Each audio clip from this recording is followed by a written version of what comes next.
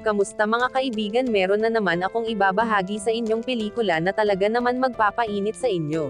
Bago natin simulan, pa like and share naman ng video mga kaibigan, maraming salamat. Magsisimula ang pelikula sa binatang si Rio. Naglalakad ito papunta sa kanyang trabaho sa isang resto bar bilang bartender. Habang nag-aayos ng mga gamit, may dumating na isang babae sa bar. Nagpakilala ito sa kanya sa pangalang Shizuka. Maya-maya ay dumating naman ang tropa ni Rio na si Shinya at sinabi sa kanya na lagi daw nagpupunta doon ang babae na yun at matagal na nila itong customer.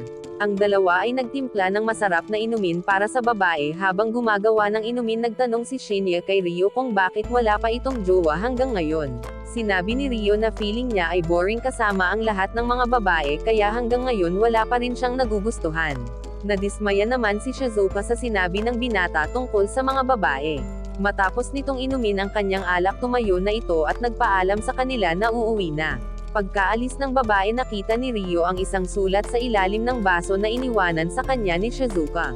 Sinabi sa sulat na hihintay niya ito sa labas ng bar hanggang matapos ang kanyang trabaho.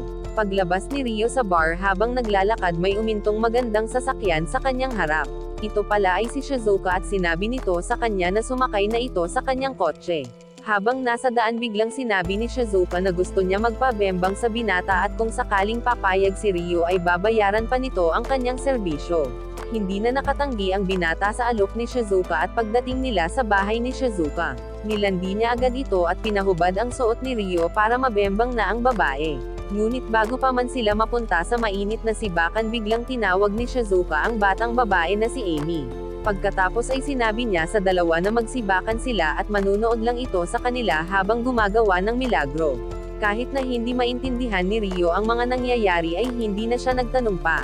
At dito ay sinimulan na niya ang matinding ritual sa batang babae at kinayod niya ito ng matindi habang nanonood sa kanila si Shizuka. Subalit hindi natin pwede ipakita dito ang mga nakakagigil na eksena, kaya kung gusto nyo itong mapanood, nasa pin comment ang title ng video mga kaibigan. Maraming salamat.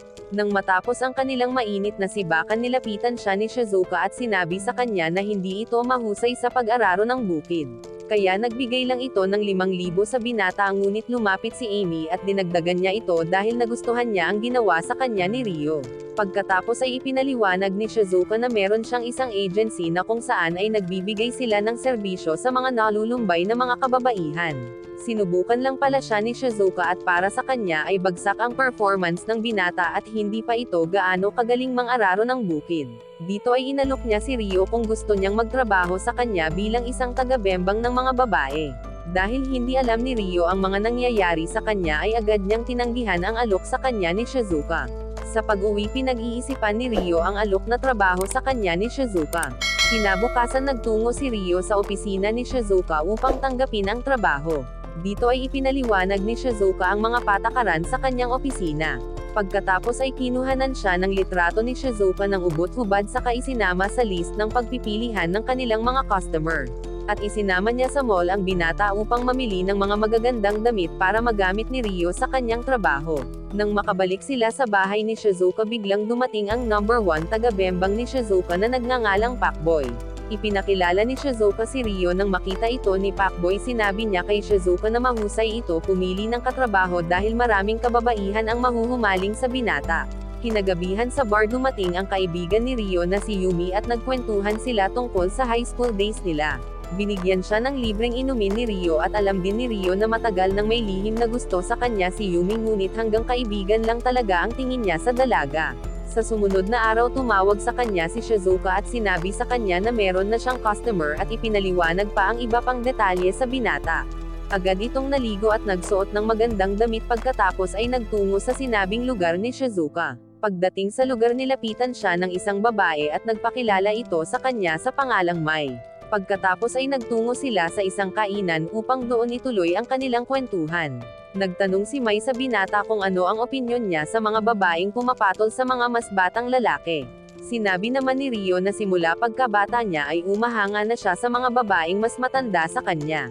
Sinabi pa ni Rio na wala naman siyang nakikitang masama doon dahil pareho naman silang nasa tamang edad. Maya-maya ay biglang tumayo si Mai at nagpaalam ito sa kanya na uuwi na. Inakala tuloy ni Rio na nadismaya sa kanya ang una niyang customer dahil sa kanyang mga sinabi. Dahil doon ay agad niyang tinawagan si Shizuka at nagtungo ito sa kanilang opisina. Sinabi sa kanya ni Shizuka na naaliw sa kwentuhan ang customer nito kaya muli siya nitong tatawagan sa susunod na araw. Naguguluhan tuloy si Rio dahil akala niya hindi siya nagustuhan ng kanyang customer. Sa sumunod na araw muli silang nagkita ni Mai sa dati nilang kainan. Pagkatapos ipinaliwanag niya sa binata ang dahilan kung bakit ito nagmamadaling umalis, sinabi niya kay Rio na meron emergency kaya agad itong umuwi. Tapos ay uminom muna silang dalawa at nang medyo nag-init na si Mai ay binulungan niya si Rio.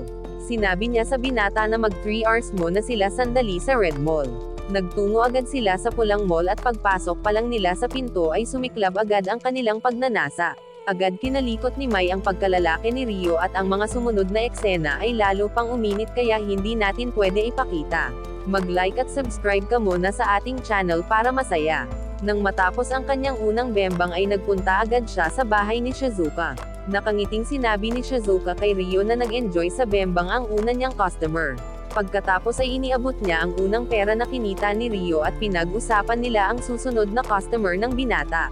Sa mga sumunod na araw nakipagkita si Rio sa pangalawa niyang customer na medyo may edad na pero masarap pa rin.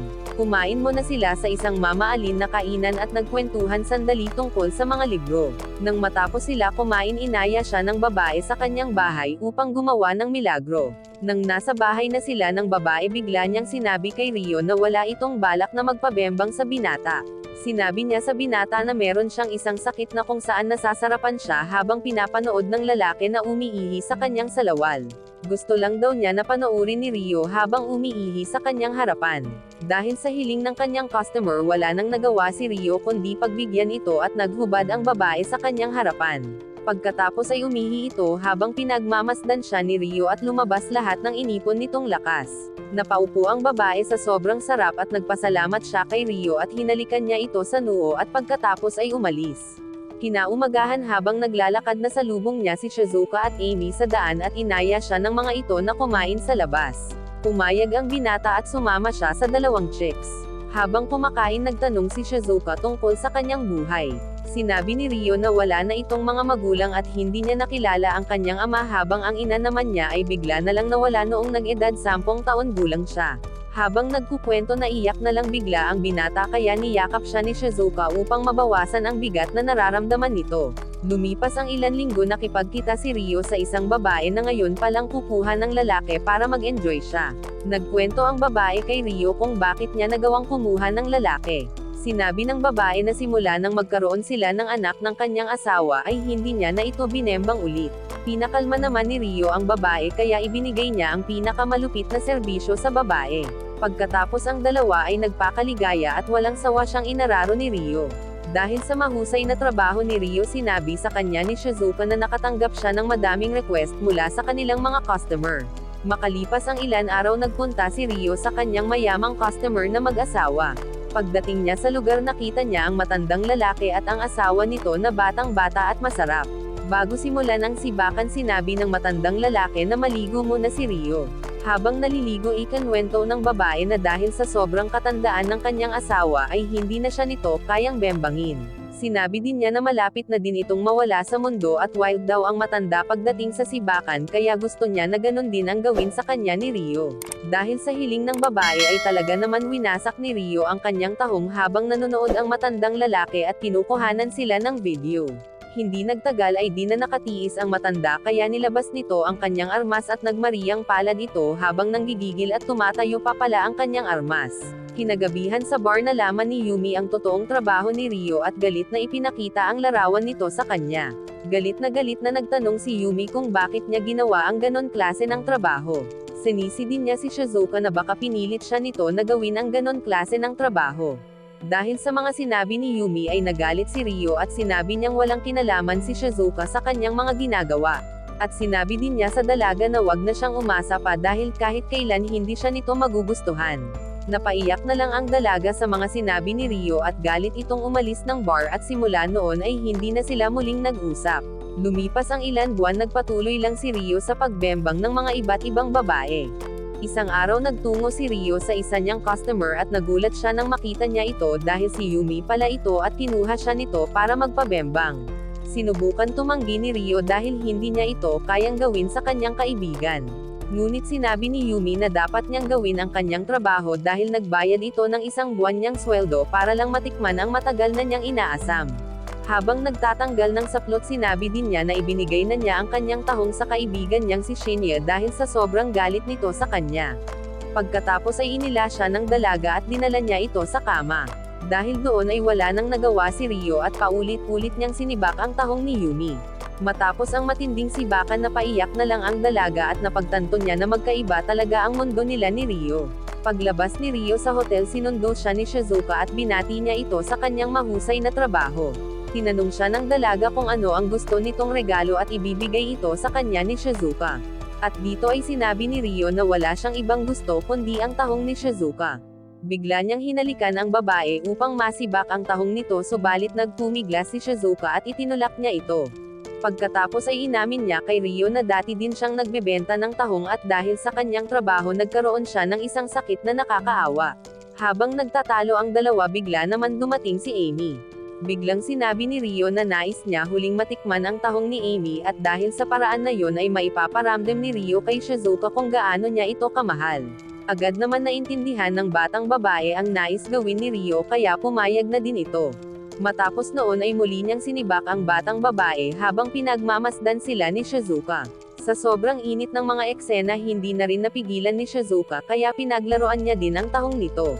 Nang matapos ang sibakan nakatitig na lang si Shizuka sa pagod na binata.